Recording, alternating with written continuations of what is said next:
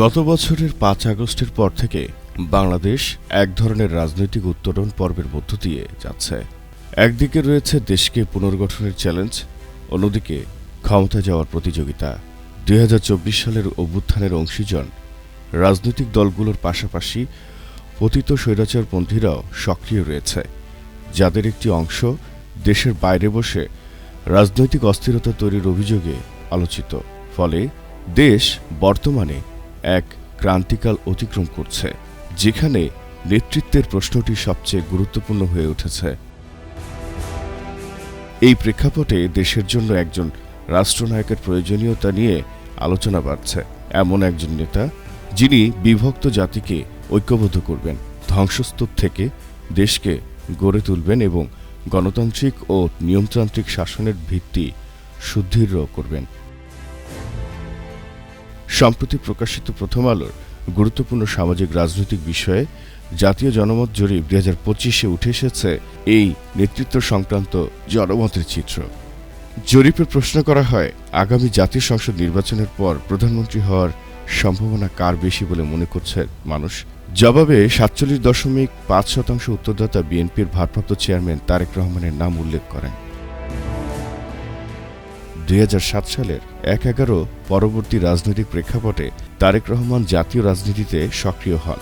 ২০০৮ সাল থেকে যুক্তরাজ্যে অবস্থান করলেও খালেদা জিয়ার কারাবাস ও অসুস্থতার সময় দলীয় নেতৃত্ব কার্যত তাঁর হাতেই ছিল। বিএনপি নেতাদের বক্তব্য অনুযায়ী দল নির্বাচনে জয়ী হলে তারেক রহমানই প্রধানমন্ত্রী হবেন। একই জরিপে জামায়াতে ইসলামীর আমির ডা. শফিকুর রহমানের প্রধানমন্ত্রী হওয়ার সম্ভাবনা মনে করেন ২৫.৪% মানুষ। জনপ্রিয়তার হিসেবে তারেক রহমানের চেয়ে তিনি ২২.১% পিছিয়ে। ডা. শফিকুর রহমান অতীতে অন্তত ৪ বার জাতীয় সংসদ নির্বাচনে অংশ নিয়েছেন। ১৯৯১ ও ১৯৯৬ সালে সিলেট ১ আসন থেকে জামায়াতের প্রতীকে এবং ২০০১ সালে বিএনপি নেতৃত্বাধীন ৪ দলীয় জোট থেকে মৌলভীবাজার ২ আসনে নির্বাচন করলেও তিনি জয়ী হতে পারেননি। ২০১৮ সালে ঢাকা ১৫ আসনে ধানের শীষ প্রতীকে অংশ নেন, যে নির্বাচনটি বিরোধী দলগুলোর মতে অনিয়মে ভরা ছিল। জরিপে আরেকটি প্রশ্ন ছিল যে, কে প্রধানমন্ত্রী হলে দেশের জন্য সবচেয়ে ভালো হবে। এক্ষেত্রে তারেক রহমানের পক্ষে মত দিয়েছেন প্রায় ৩৭% মানুষ, আর ডা. শফিকুর রহমানের পক্ষে মত দিয়েছেন প্রায় ৩২%।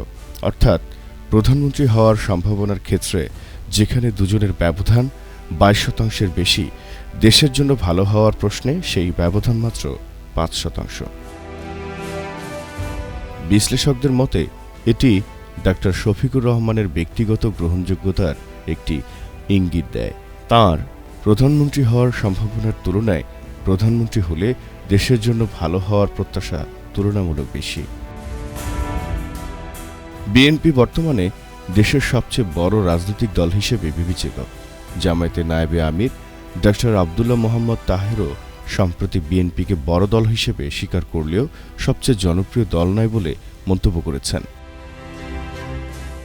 ২০২৬ সালের ১২ ফেব্রুয়ারির জাতীয় সংসদ নির্বাচনকে সামনে রেখে বিএনপি ও জামায়াতের প্রকৃত জনপ্রিয়তা সেদিনই যাচাই হবে বলে মনে করছেন রাজনৈতিক বিশ্লেষকরা। দেশের রাজনৈতিক ইতিহাস পর্যালোচনায় দেখা যায়, সরকার পরিবর্তনের অধিকাংশ ক্ষেত্রেই আন্দোলন, সংঘাত কিংবা অস্বাভাবিক পরিস্থিতির আশ্রয় নিতে হয়েছে।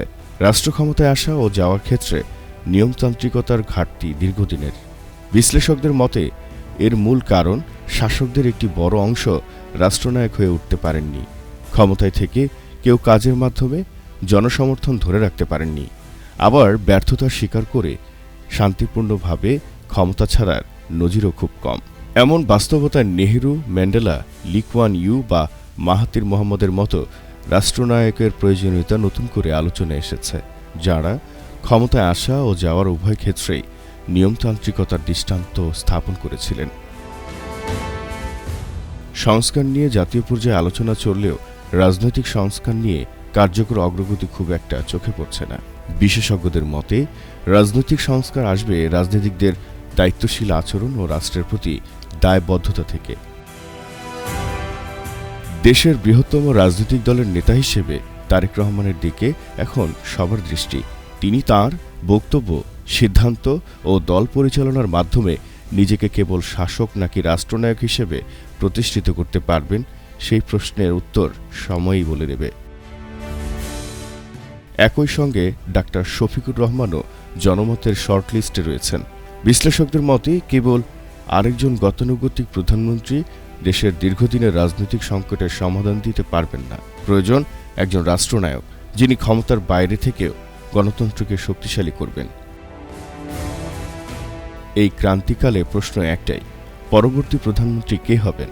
তার চেয়েও বড় প্রশ্ন, তিনি কি রাষ্ট্রনায়ক হয়ে উঠতে পারবেন? দেশের জনগণের প্রত্যাশা, আগামী নেতৃত্ব সেই ঐতিহাসিক দায়িত্ব পালন করবেন।